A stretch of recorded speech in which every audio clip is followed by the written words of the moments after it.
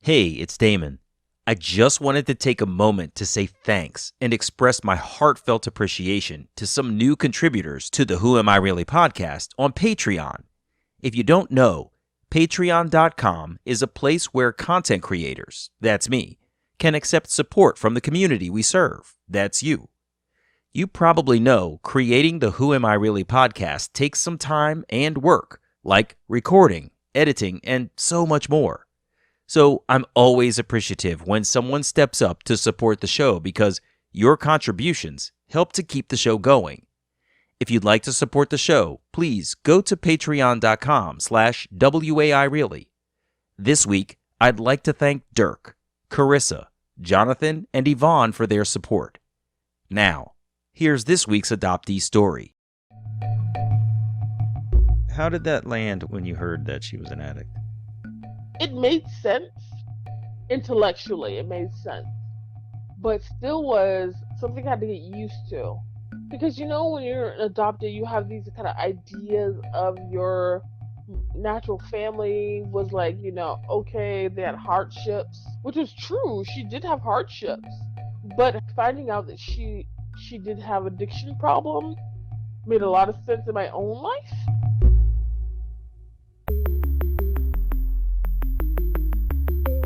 Who am I? Who am I? Who am I?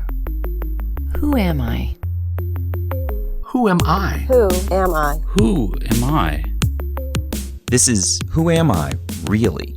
A podcast about adoptees that have located and connected with their biological family members. I'm Damon Davis, and today you're going to hear from Brandi, who called me from Myrtle Beach, South Carolina. She's an inquisitive person, adopted into a family with a history of scholars, which is rare for a black family in the South. DNA led Brandi to a cousin who was determined to help her figure out their biological connection and which of two men were her birth father. Coincidentally, Brandi studied the music of a uniquely East Coast Southern diaspora of African people, only to learn she was studying the music of her own roots. This is Brandi's journey. When I started chatting with Brandi, she opened with, I am ready because my story's a little weird and I'm a little weird, so by her own account, Brandi's an interesting character. She was born in Columbia, South Carolina, but she grew up in East Sumter. Brandi was adopted into a family of educators, which she later found out her biological mother wanted for her daughter. So interesting, because when I was going to school later on, they were like, are you first generation? I was like, no. My adopted family, my grandmother had been to college, and I'm African American, black. Mm-hmm. I'm black, black. So black, and but it was uncommon for the area. And my grandmother was born in like the 20s, but she went to school, she went to college, and she had children, and her children were in education. And here I came years later into her family, and yeah, I was adopted and wanted to be educated, and I took that very far. So let me pause you for a quick second before you tell me about your education. What I think I hear you saying is you were adopted into a black family of educators, which was not common in the South, in South Carolina. So when you went to college, folks were not really expecting you to have been part of a multi-generational family of people with education. They thought maybe you were a first-generation college attendee. Is that what I'm understanding? Yes, but they didn't expect that when I was in graduate and postgraduate school. Brandi's mom couldn't have children, so a short while after her parents put their feelers out about adopting a child, Brandi was born and was offered to the couple. She was unexpectedly available for adoption as she was born 1 month early. Her non-identifying information said her birth mother was 8 months pregnant instead of 9. She learned later in reunion from her brother that her maternal siblings were all born early, to use his words. Brandi also learned that her brother is her cousin. We're getting ahead of ourselves in her story. She grew up in a middle-class black family with several different kinds of siblings. I have 2 steps and a half. So my parents got divorced when I was 4, and my dad got remarried, and my stepmother already had children. She had 2 children already, and then together they had another child, which is my half. So I said 2 steps and a half. Mm-hmm. Yeah, that's complex. Wow. Yeah. Oh, let me tell you, we have diagrams. It's diagrams of my family. Mm-hmm. Diagram. Did that sort of amalgamation of multiple families and different children from different places, did that help you to get acclimated in your own family, do you think? Like, because everybody was from a different place, then nobody was different kind of thing? Yes. Yes, absolutely. I actually am a person that I'm very comfortable with everyone. And a lot of my friends, like, they freak out. They say, like, how can you deal with this? And I'm like, everyone has a place, and everyone is in that place, but they love me. And I think if they didn't love me, it would be a bigger deal, but everyone loves me. So my adoptive family, my mother and her family, and then my father and his family, he got married, and my stepmother already had children, and they had children. And so it's just layers of love. I asked Brandi about her desire to search for her biological family. When she wrote to me, her story read like she didn't really want to search. But when we talked, she said that wasn't so. She said being in reunion has altered her sense of identity and that she did want to search. I did. And when I write it, it feels as if I didn't, but I really did.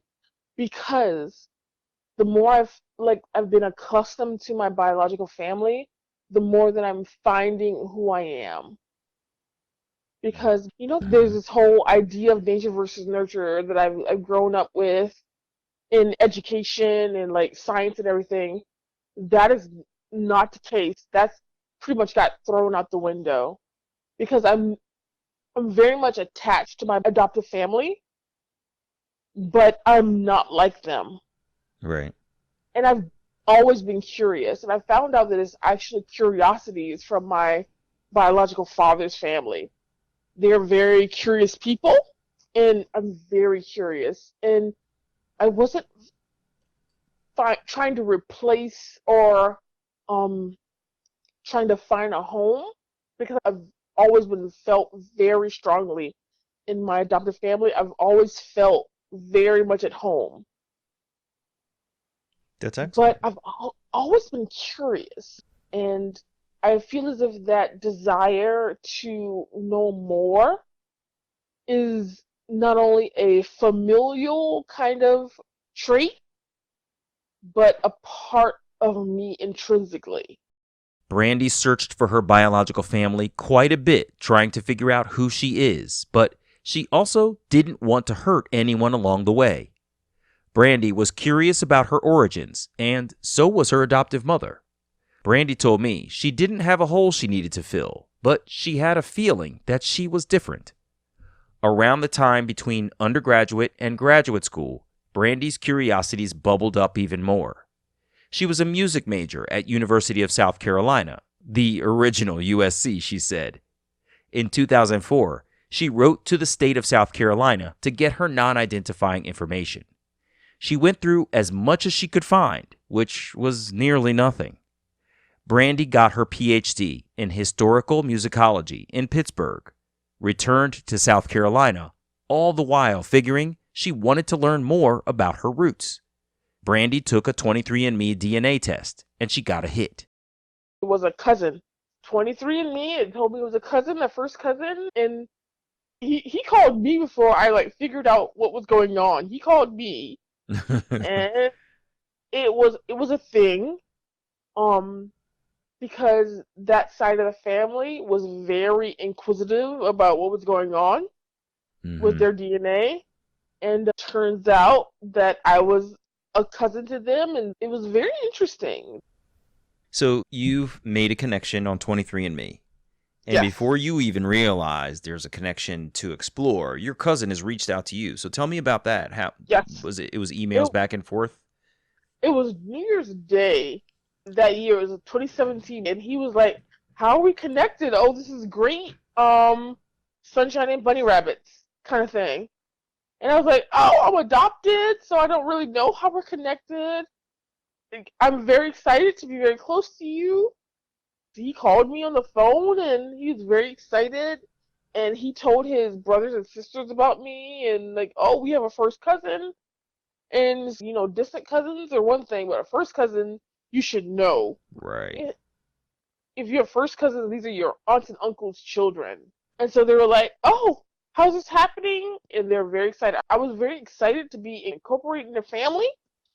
They're not really understanding what was going on, but I was like, "Yeah, I'm down with this because they're accepting me." And then turns out one of their siblings, the person who reached out to me, his younger brother, was like, "Oh, she's my daughter." And it did line up. The time lined up, but things around it didn't. Like what? How do you mean? So he would say, "Okay, I was in the place where you were born around the time you were born, but things in my non-identified information didn't line up to that." My non-identified information said, "Oh, my biological mother said she talked to my biological father about possibly existing." And then this person was like, "Okay, so I didn't know anything about you." So your understanding was that your biological mother informed your biological father that you were going to be born, but this person whom you've connected with, who has said, "That's my daughter," said he didn't know you existed, which would seem weird. That's it. Okay, got you. All right. Yes. And he did a paternity test. He was not my father. Oh, wow. How was that? How did that feel for you? Disappointing, but not at the same time. I knew he wasn't my father because I'm very academic in my approach to everything. And I had done enough research to know that he may not be my biological father.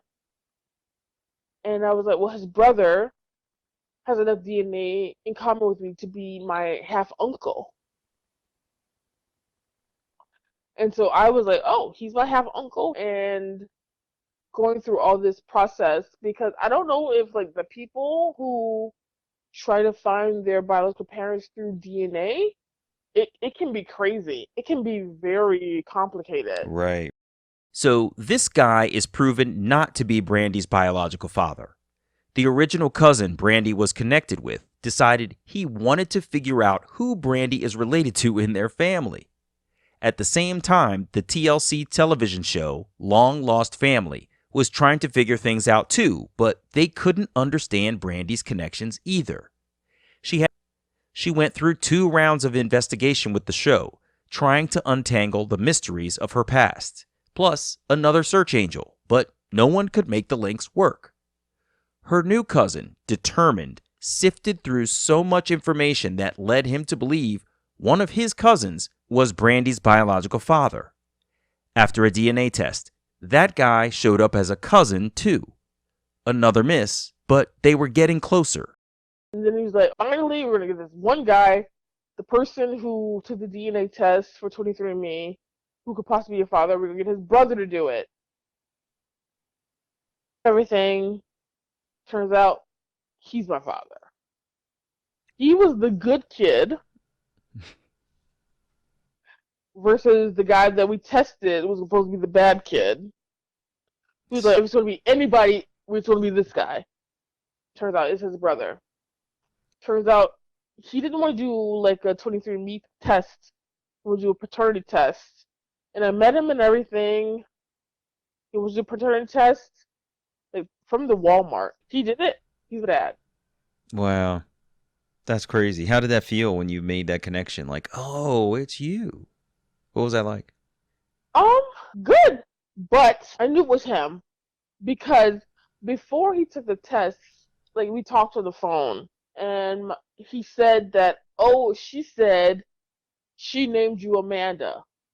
because my biological mother told my biological father that I existed. But my biological father, in the way of Maury Povich, said no, it couldn't be. Interesting. It's very interesting in that I'm his twin. How do you mean? Very much my sense of humor did not fit into my adoptive family at all. I'm the jokester, crazy person out there, crazy lady. That's me. But with him, it's just, yeah, it's just us. It's both of us. We're crazy. You guys are two peas in a We're pod. two of a kind. During her investigation into her past, Brandi discovered that her biological mother had lied. A lot. She claimed her own mother, Brandi's maternal grandmother, had passed away, that she was stressed out and pregnant, and she needed to relinquish the baby. It sounded like she was creating a hardship case for herself. But Brandi learned her grandmother passed away in 1990. Brandi was born in 1981. Brandi's biological father told her that her biological mother had passed away in 2001. I was curious to know a little bit of what she learned about the woman from her family. I learned that I got a lot of my personality from her, but I also learned that she was an addict. Like my mom, adoptive mom, kind of gave me this. We had this kind of idea, this is myth between us that maybe she was like, young and doing what she could, and we couldn't blame her. And then found my natural family, and it was like, yes, that was the case, but she had my brother pretty much right after me, and then was an addict. How did that land when you heard that she was an addict? It made sense intellectually, it made sense, but still was something I had to get used to. Because when you're adopted, you have these kind of ideas of your natural family was like, okay, they had hardships, which is true. She did have hardships, but finding out that she did have addiction problems made a lot of sense in my own life. How do you mean? I do believe that I'm predisposed to addiction. I do believe that it's a struggle to not be addicted to substances, and I I do believe that I don't really follow addiction as like, the natural understanding of addiction, but I believe that that could happen very easily. Speaking on her feelings of being pulled toward addiction, Brandi said she's never actually battled addiction, but it was like there was something lurking in the shadows that she had to watch out for, even though she couldn't identify it. When I asked how Brandi shared her journey with her adopted family, she said her dad had passed away and probably hadn't truly mulled over what Brandi's search could uncover. She said her mother was supportive the whole way, trying to empathize with how the search could unfold. Even now, like, it's so weird because I would go visit my biological family and they're like, okay, hi, how are you? Blah, blah, blah. How's your mother? They're concerned about her, and she is not very into meeting them. I think she has her own, like, it's not even like battles or anything, but she's like scared, but not from any reason other than like just being in the center of things, if that makes sense. Mm-hmm. Like, She they're very like, hey girl, how are you? They really want to meet her, and she's a little standoffish. Mm-hmm. Not that she wants to be standoffish per se, but she's afraid. Yeah, it's a lot coming at her. It's a lot coming at her. Do you keep her up to date on the relationship, or do you choose to keep Oh her at yeah. arm's length just to Oh, protect her?